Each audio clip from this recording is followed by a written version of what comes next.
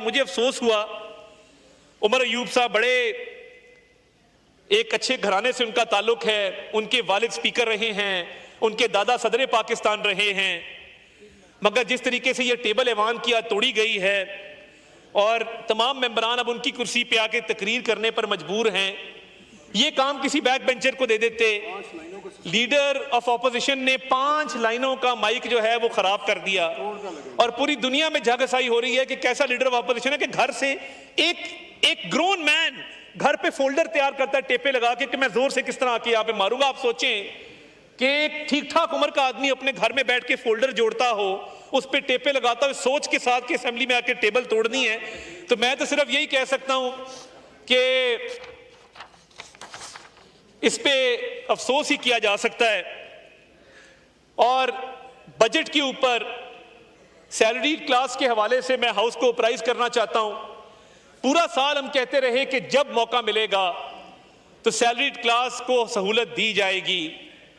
हर slab के अंदर percentage wise कमी की गई है और वाजे कमी की गई है। और ये कमी जो सैलरी क्लास के टैक्सेस में की गई है, ये उस 10% सैलरीज के इंक्रीज के इजाफे के अलावा है। तो ये 2 तरह के फायदे लोगों को मिले हैं। जो एक तबका पिस रहा था कि जहां पे टैक्स की शरह कम की गई है, वहीं पर 10% इजाफा सैलरीज में किया गया है, जिसको मैं समझता हूं कि आपको ना सिर्फ वेलकम करना चाहिए बल्कि आपकी केपी गवर्नमेंट ने कल बजट पेश किया। मुझे ये बताइए, आपकी लगभग अब वहां पे हुकूमत को 11.25 साल हो गए हैं, आज तक केपी का लिटरेसी रेट क्यों नहीं बढ़ सका? आज भी जो 51% लिटरेसी रेट है, पंजाब से भी कम है, सिंध से भी कम है। और बातें आप हमें करते हैं, 55 लाख बच्चे स्कूल से बाहर हैं।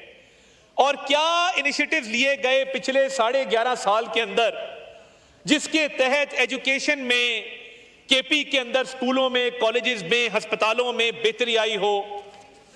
आपने बहुत तनकीद की education, health, law and order के ऊपर। ये तीनों प्रोविंशियल सब्जेक्ट हैं।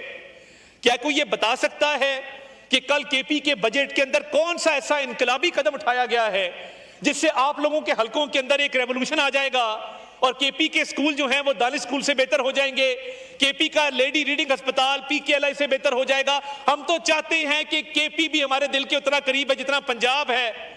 मगर आप 10 साल शहबाज शरीफ के वहां पे देखें और अब मरियम नवाज का टेन्योर देखें और अपने 11.25 साल देखें, आप लोगों ने सिर्फ टाइम जाया किया है केपी के अवाम का। अभी तक कोई इनकलाबी कदम नहीं उठा सके हेल्थ में, एजुकेशन में, लॉ एंड ऑर्डर में। अभी तक पेशावर का सेफ सिटी कंप्लीट नहीं हो सका।